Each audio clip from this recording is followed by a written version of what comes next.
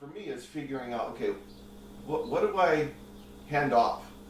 Because, you know, I've got a list that's never ending of stuff that needs to get done.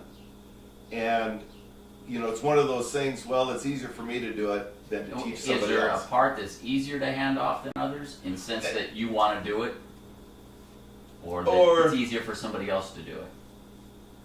Well, it can all, you know, if I died tomorrow, people could do it. It's not as if I'm irreplaceable. I'm not.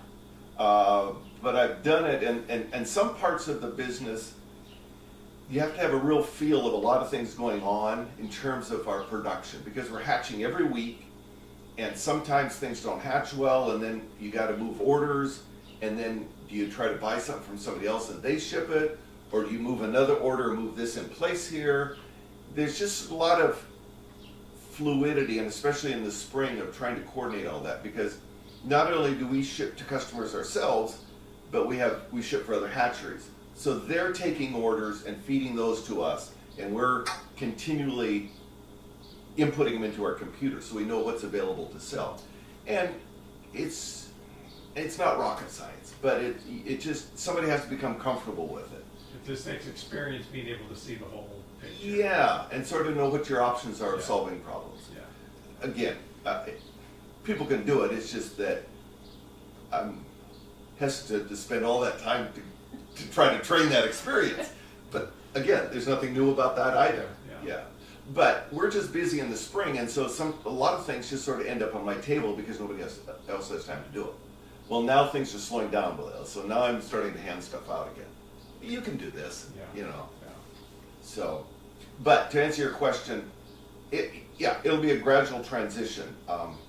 I'm just gonna have to start to cut sections out and either have Mark do them or hire somebody. I mean, we can hire somebody, that's not a problem.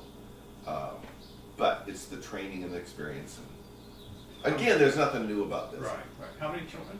Yeah. Three. Right. And only one. Correct.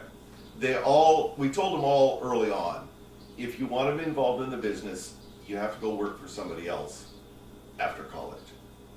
And they all did, and Mark is the only one that had an interest in working here.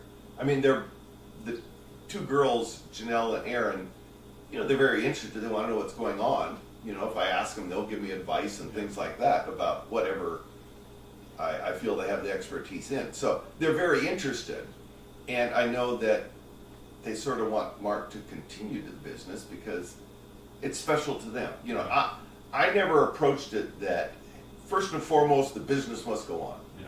If none of the kids wanted to do it, I'd just do it and then sell or close down or whatever. It was productive for us, but the family was more important than the business. Yeah. And so, but Mark worked a year in South Korea, and then he worked for Taylor Farms for 4 or 5 years, and they were all great experiences. Great company with Taylor Farms, learned a lot, but he realized if he's ever going to be his own boss, he has to be his own boss. Yeah. And the best way to do that is to come home and start that way, because he's starting with an established business that has the finances to try new products and to do this or that, versus him starting a business on a shoestring, as I did 30 years ago, and then you're really restricted. Here you're jumping in to a business that has the capability to expand in different directions. So this idea of your kids having to work someplace else, was that something you came up with, or something you had learned somewhere? Or?